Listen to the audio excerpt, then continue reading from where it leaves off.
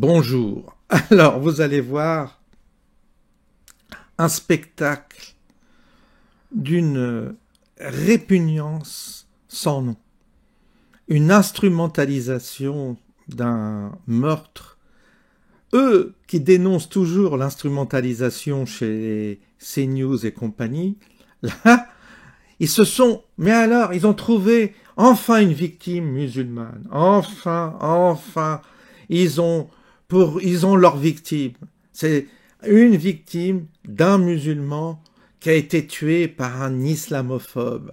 Ça y est, le scénario, ils se sont précipités dessus sans avoir d'autres informations concernant l'auteur qui, certainement, aujourd'hui, on commence à apprendre que c'est un timbré, quoi, qu'il n'y a même pas d'islamophobie derrière, si ce n'est un type totalement à la masse et déséquilibré. Mais le déséquilibre, dans ce sens-là, il n'est pas revendiqué. Hein, c'est islamophobe. Puis, du coup, si vous n'êtes pas pour l'islam, vous êtes vous aussi considéré comme un criminel en puissance, puisque aujourd'hui, si vous critiquez l'islam, c'est que vous allez être responsable du meurtre des musulmans quand il y a un fou si peu que ça arrive, parce que ça arrive pas très souvent, hein, par rapport aux chrétiens qui se font massacrer, on peut pas dire qu'en France, majoritairement, que les musulmans se font tuer. C'est plutôt les blancs qui se font tuer. Les petits jeunes ou les personnes âgées, c'est plutôt les juifs, c'est plutôt les chrétiens, voyez, qui sont l'objet d'attaques. C'est objectif, c'est statistique, vous pouvez le voir et le remarquer. Mais là, c'est toujours à géométrie variable avec l'extrême gauche qui se précipite sur l'affaire comme vraiment une opportunité pour eux d'exploiter le truc et d'en faire des tonnes. Mélenchon qui se met à pleurer, Mélenchon qui nous joue une comédie, mais c'est du théâtre. Ces gens-là sont des dingues, des malades. Vous avez, comme moi, j'ai fait 5 ans dans la police et j'avais tous les jours les procédures de délit qui étaient présentées devant mes yeux. 90% des noms étaient musulmans. 90% des délits, des actes de violence étaient faits par des musulmans, justement. Puisque tous les mots, c'était tous des prénoms, Mohamed, machin, tout ça. Ce n'était que ça. Donc je commence quand même à en avoir marre de cette clique de l'extrême gauche qui devient, mais alors, répugnante. C'est une caste répugnante, et ces gens-là sont dingues, fous. Et c'est eux qui veulent nous emmener à la guerre civile. Alors, vous allez voir, on va l'entendre là, mais c'est un truc phénoménal. Le cirque, ils pleurent, ils se mettent tous à pleurer. T'as un musulman qui est assassiné, il pleure. Mais quand c'est une jeune fille qui est démembrée, qui est assassinée par des islamistes, là, il n'y a rien. Quand vous avez un mec qui prend un camion et qui roule sur la foule, rien. Et là, ils sont pas dans cet état-là, mais là, qu'on a un, et c'est le drame absolu. C'est complètement, mais ils sont complètement dingues, ces gens. C'est pas possible. Monsieur Mélenchon, on se sent plus en sécurité, nous les musulmans.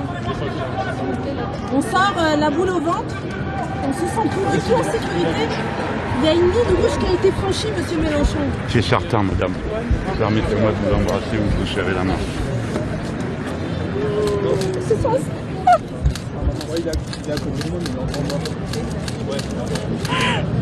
On a peur, monsieur Mélenchon. N'ayez pas peur. Les Français sont... Tous les musulmans ont peur, monsieur Mélenchon. Il y a une ligne rouge qui a été franchie.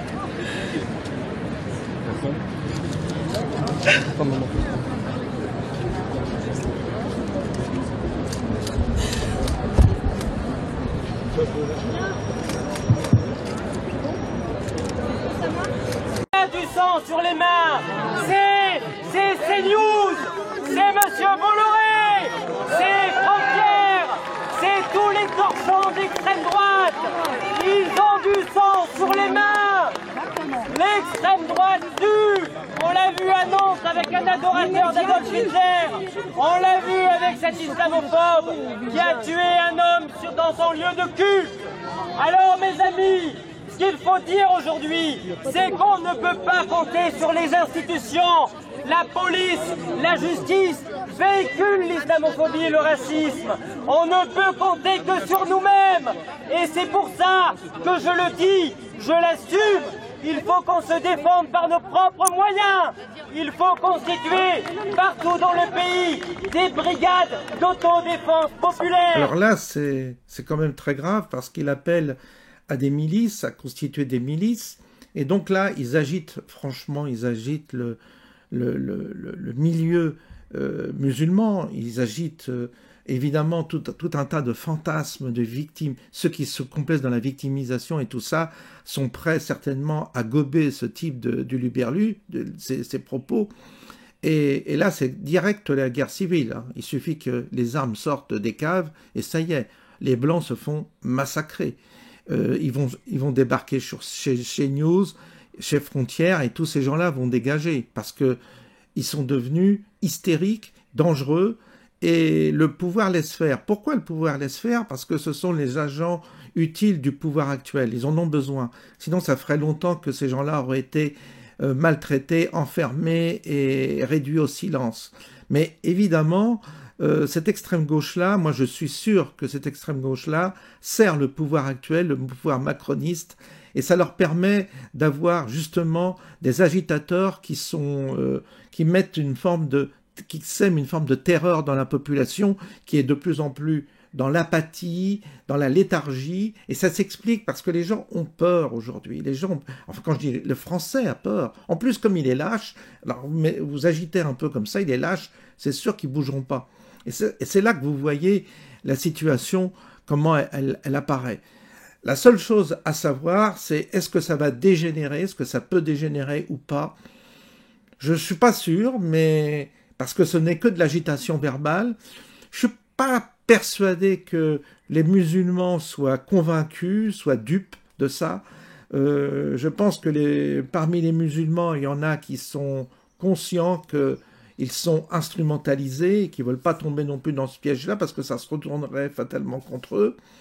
Et les seuls qui pourraient justement être sensibles à ce genre de discours parmi les musulmans, ce sont toute la flopée de racailles quand même, qui est assez nombreuse, ou d'hystériques religieux qui pourraient justement surfer avec cette extrême gauche qui leur sert d'alibi pour justement tétaniser la population française en imposant leur charia et toutes leurs conneries.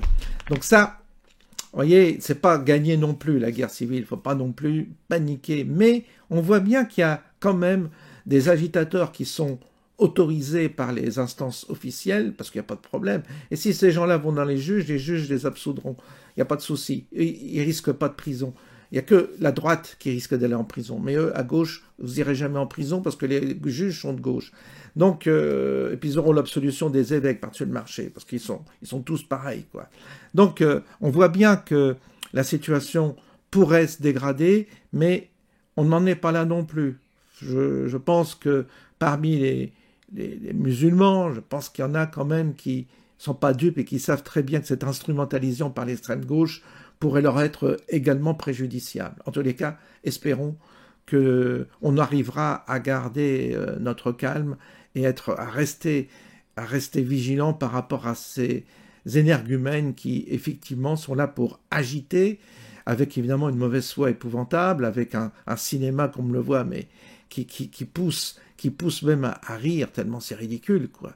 Mais n'empêche que ils poussent, et on verra bien jusqu'où ça ira. Pour l'instant, je pense pas. Je pense pas que les musulmans vont tomber dans le piège. Je pense pas quand même. Mais on ne sait jamais. Je vous souhaite une bonne journée ensoleillée. Aujourd'hui, il fait très beau, très chaud. Profitons-en. À bientôt.